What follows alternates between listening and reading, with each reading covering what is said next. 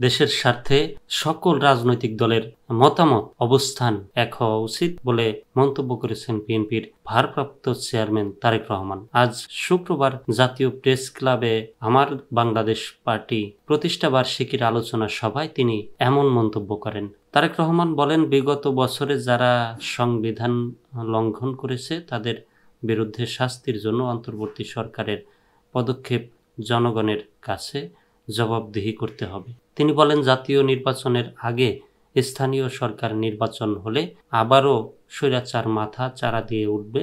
জাতীয় নির্বাচন নিয়ে অবজ্ঞা ও অবহেলামূলক বক্তব্য অপশক্তিকে মাথাচাড়া দিয়ে উঠতে সহায়তা করবে।